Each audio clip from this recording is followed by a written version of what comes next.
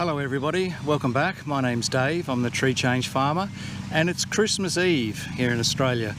Although you probably won't be watching this until after Christmas, maybe early in the new year. But I thought it'd be time for an update on what's happening with our lavender crop. So our lavender has actually been in now for 9 months, and the first lavender we put in was 2 rows of the English lavender, Lavandula angustifolia, and the third row I put in about a month later was the cross variety, the intermediate variety, which is known as Grosso. But great for us is that the plants have some nice blooms on them just in time for Christmas. So today I'm actually going to get out and cut some of them and make a nice floral display for the Christmas table. The Grosso has certainly done a lot better in producing early blooms, and we'll have a bit of a comparison in a minute. There's a few heads on the English lavender, but certainly not as many. It's been interesting to see the difference between the two varieties. Now you might remember that we received the Grosso plants back in late February. We bought a pack of 25 to put in this row. They turned up. We had them for a little while before we put them in the ground, and I think what I will do next time when I order some more plants is to make sure that the mounds are all prepared and ready to go, so as soon as the plants turn up I can actually put them in the ground straight away rather than keeping them. So they went in the end of March, so 9 months ago they've been in the ground, and I reckon they've done pretty well. They've bushed up to quite a nice size, and the Grosso certainly has given us some nice colourful display already, which is great. We almost had a disaster on our hands because maybe a couple of days after these went in we had a lot of rain, and it was about 8 inches in total, and luckily that the plants were mounded up and they were kept out of the water, but they all survived. All the Grosso plants survived. The English variety, we've had a couple of dead ones. So I've had one in this row in there, and another one over in here which has been taken over by the weeds, and that's, I think, gone as well. We put 48 English lavender plants in here, so we've ended up that 46 have survived, 2 have died. In the third row over there of the Grosso plants, so far all of those Grosso plants are still alive.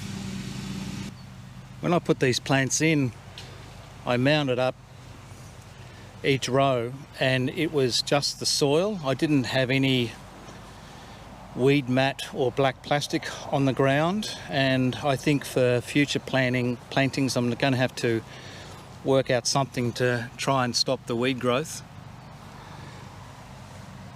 This hasn't been too bad, but I've got to keep going back and weeding it to get rid of the weeds, and the grass is also growing back in. So I think for the next experiment I'll mound the rows up, doing the same preparation as I did before, but I think this time I'll actually get a good quality weed mat, put it over the top, and just have holes along the top of the weed mat where I can plant in the English lavender. The English lavender has actually bushed up quite well. After 9 months, the size of the plants are quite good, but you can see that they're behind in the actual seed heads coming out in flower. There's a few that are out. There's one here that's got 2 stalks on it. This one's got a few more. But in general, most of the English plants are growing quite well. They're nice and bushy, but they certainly it's not as advanced in the flowers as the Grosso. What I notice about the two different varieties is that the Grosso certainly has got a longer head to the plant, and if you compare them side by side to the traditional English lavender, you can see that it's a much bigger plant. And even the colour's different. The Grosso seems to be a deeper, richer colour purple, whereas the lavender, the English lavender, seems to be a bit paler. I'm just about to cut the stems off this Grosso plant, but already I've noticed that some of the stems have actually fallen over. They've actually broken down near the bottom and they're laying on the ground, and I think that's probably because of the size of the heads on the stems get too heavy and it breaks down the bottom. Could also be an animal or a rabbit or something grabbing hold of it and pulling it over, but I've noticed in the last couple of days some of them are doing this. So when the plant is fully grown and it's got a great big crown, then I guess they all rest on each other and it's probably not such a problem. But in these early stages, I guess if you leave it too long before you actually cut them off, then they could end up sort of snapping and falling on the ground.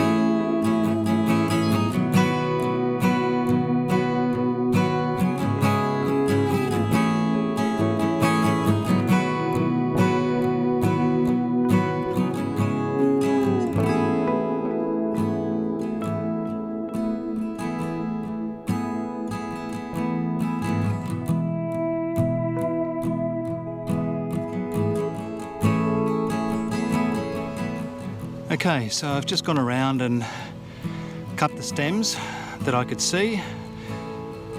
That bigger bunch there is the Grosso variety, and the smaller, slightly paler blue purple colour is the English variety. So that's what I've ended up with. Probably maybe a bunch.